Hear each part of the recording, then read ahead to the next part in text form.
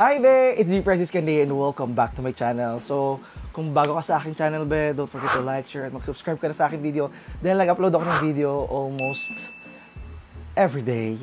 And for today's video, I am back in the Philippines. Yes be, nagbabalik ako dito sa aming bahay.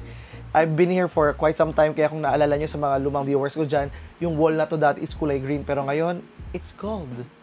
And actually, umuwi rin ako sa Pilipinas to spend some time with my family. Umuwi ako ng probinsya, though hindi ko na na-vlog. Nakipag-banding muna ako doon sa mga kamag-anak ko doon, sa lolo't lola ko, dahil lalo na yung lola ko is nagkasakit, but now, at least she's better. So, andun yung mama ko, wala si mama dito sa Manila. And, shout out sa mga kamag-anak ko sa Samar, kila Ate Pika, kila Tita Ani, kila Tita Seth, Tita Let, Tita Inyong, Tito Niryo. Yes, sa lahat ng mga baksal sa Bogar, Sulayaw, ano pa ba mga apelyido nila doon. Hindi ko na maalala, pero shout out, sobrang nag-enjoy naman ako sa pag-uwi ko sa probinsya. Iba rin guys talaga yung energy ng Philippines, no? And alam mo yung, upon my biyahe, no, na-realize ko na parang, ang ganda talaga ng Pilipinas, ang ganda ng probinsya namin. Kahit ang pangit ng kalsada, shout out sa mga tumatakbo. Kaya naman sa ngayong election, guys, ako yung nagpapaalala, vote wisely. And, I'm here in the Philippines kasi mayroon akong mga project na niluluto, and one of that is, I think this is the biggest. Sorry, kung nagmamadali ako, no, diretso ako. Masyadong excited lang ako, be. Super. Kung napapansin nyo, at pina-follow nyo ako sa aking social media accounts, sa Instagram, sa Facebook, pati dito na rin ata, I think, nag-post ako ng something na we are hiring for a digital marketing specialist. So, eto na yun, be. For quite some time, mga ilang buwan ko tong tinago, guys.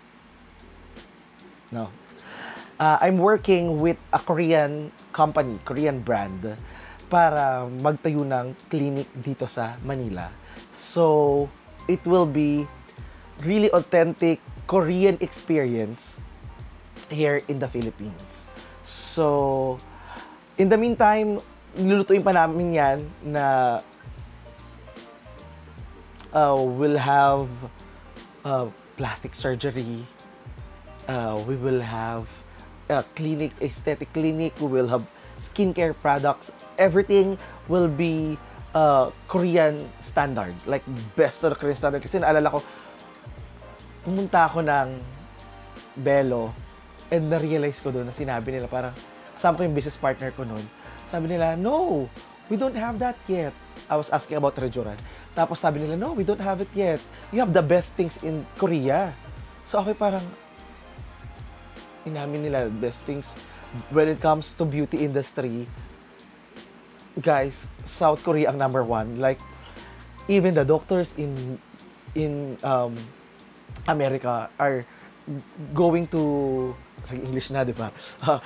Naging negosyante lang si Francis, English na. Kahit yung mga negosyante, kahit yung mga doktor from all over the world are getting the latest trends of beauty in South Korea. So, ako guys, meron akong mga nakikita, mga influencer na nagpupunta sa South Korea, pero maybe this time will bring South Korea to the Philippines. So, I need your support on this, guys. So, sana tulungan nyo ako dito. This like the biggest venture na gagawin ko sa buhay ko ngayon, na parang I have to do this. So, the question is, will traveling ends? I don't know. So, I'll try to balance it, pero in the coming months, days, I will focus my attention, my energy dito. I want this to be successful. So, naniniwala ako kasi parang sa FYP ko, sa internet, ang nakikita ko is puro Korean innovation, and luckily I was able to partner with them to bring all these visions come into reality. So, abangan nyo yan, guys. For now, yes, we are hiring, and we will be launching some products soon. We will be launching sunscreen, whitening products. And guys, dahil mayroon tayong clinic, ito, hindi naman to yung mga parang putyo-putyo lang talaga na product. Guys, this is Korea. This is perfected by the experts in Korea. So, pupunta ako ng Korea para ma-meet ko yung factory doon, nagagawa ng mga products, yung iba pong business partners, and I'm just excited. Kinakabahan ako, pero na-excite ako. Do you feel me, be? Di ba? Parang, this is adulting. Seryoso na ako, guys. Seryoso to, seryoso to. Wala tong halong biro. And, please, follow nyo yung Novasa sa Facebook. Supportan nyo ako, guys. Kahit wala pa kami mga products, wala pa yung mga services, wala pa yung clinic, supportahan nyo kami. Sabi ko dun sa hiring namin, parang we are hiring for the position and the position for digital. Simula pa lang yan, Be, kasi kailangan muna natin magsimula, di ba? Soon, kailangan pa kami ng mga nurses or derma, mga assistant, and everything will be authentic, guys, kasi ititrain namin sa Korea or ititrain din ng mga Korean experts from South Korea to Philippines para magkaroon ng proper training talaga. So, this is really a South Korean experience talaga. So, you don't need to book your visa and go to Korea. We'll bring it here to the Philippines. Hindi ko alam, parang nailabas ko na agad lahat, Be. Parang isabi ko na agad yung gusto ko ikwento.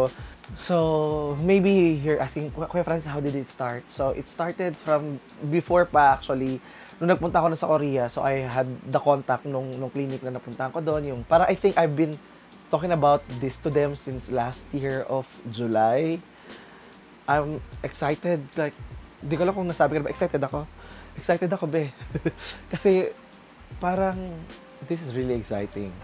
Especially, guys, di ba nasabi ko nga sa inyo nung nakaraang video ko sa vlog ko, nung nandun ako sa Malaysia, na parang sa ko, I observed na parang pumapangit yung skin ko, na parang pinipimple ako talaga sa mainit na lugar, na parang naiintindihan ko yung value ng paglalagay ng sunscreen, kahit nasa indoor pala, kailangan nagsa-sunscreen. So, doon ko na-realize na, kailangan alagaan pala natin balat. Kasi syempre yan yung magiging puhunan natin sa buhay na parang it's the age of pictures, selfie, Instagram, reels, lahat. So, alagaan natin yung sarili natin. It's a way of self-love din naman. Another factor kaya nandito na ako sa Pilipinas is pupunta rin ako ng China. So, ayan, nag-read na ako. Pero shoutout Cardinals tayo. Shoutout, I'll be going to China. Abangan nyo yung vlog ko sa China. And so, pupunta muna ako ng South Korea for my business meeting. First time ko magkakaroon ng ganitong business trip. Tapos, pupunta ako ng China para mag-vlog. And then, babalik tayo sa Pilipinas. Sa Pilipinas para simulan yung ating negosyo dito. So, nonetheless, it's gonna be really exciting for us. And, shout out din, guys. So, life update nga pala to, no? So, okay naman ako. Okay ako, excited ako. Career-wise, ito yung gagawin natin. Relationship-wise, okay na kami ng jowa ko. For now, LDR muna kami dahil I'll be busy muna with this. And he's also busy with his career, so it's fine. We're good, we're okay. Like kami nag-usap every morning, every night. Kahit nasaan ako, guys, alam niyo na mga family at friends ko na nakakilala sa akin na very consistent talaga ako. If you ask me kung magpapakasal na ba kami, hindi ko pa alam, Be. Kasi parang ako ready lang naman ako. Pero ito sasabi ko sa inyo, I'm doing my best. I'm working my off. I'm working my ass off and doing as much as I can. Kasi sasabi ko sa inyo, guys, hindi porkit magjojowa tayo ng AFAM is aas tayo sa AFAM. Guys, if you are able to do good things for yourself, do it for yourself. Huwag ka na mag-rely sa ibang tao. And no, okay, mahal ko yung jowa ko. And masarap din naman sigurong umasa sa kanya. Pero, hindi lahat ng foreigner, guys, is mayaman. Okay? Hindi lahat ng mga Amerikano ay tagapagmana at maraming asyenda, ganyan, at nasa big cities. 'Di ba? So, ayun sabi ko na parang yung mga tao, lahat iisip nila, magjojowa ng AFAM para hindi lahat. Yung iba gusto ng magandang passport, yung iba gusto ng magandang anak, yung iba gusto lang nilang gumising na may nakikitang gwapo at maganda sa tabi nila every morning. 'Di ba? Ako, isa ako doon. So, pagising ko, pogi, ganun. And anyway, So, okay na makamit ng family ko. Nagplano akong magpunta sa ate ko. Shoutout sa ate Anaya Mujib ko at sa pamangkin ko. Pero, madedelay muna yan kasi I'm focusing on this. Then, we'll see them maybe sooner or later. And then, after siguro ng travel ko sa China, baka mapuno na yung passport ko. Unti na lang, guys. Unti na lang yung pages niya. And hanggat sabi ko, hanggat merong 6 blank pages naman. Parang, andun na ako sa last 7 or 6 pages. So, kaya pa naman. Kaya pa naman. And then, that's it. For now, I'm happy. I'm healthy. I'm thankful. And I hope that you will be with me on this journey. And guys, inuulit ko, please like, share, at supportahan nyo guys yung page namin sa Navasa. Soon we will have a clinic, we will have beauty products. We are hiring for digital marketing specialist who knows SEO, SOO, tama ba? Basta yung mga ganon. And e-commerce activation. So, if you know someone, come join our team. And maybe soon we can travel to South Korea or even America. Soon the future looks brighter with the clinic, with all the products that we're going to release. Everything, guys. I'm so excited for that. So please supportahan nyo ako. Maraming salamat, guys. Maraming salamat in advance. And just let me know, comment down below kung na-excite ka rin ba para sa akin. And let me know. So, hanggang next time, guys. Until then, it's me, Francis Caday, saying, when you smile, don't say cheese, say big cheese. And, be, don't forget to love yourself like someone you want to love because, be, you deserve that kind of love. All the way from Philippines, Quezon City. Mabuhay. Paalam. Bye-bye.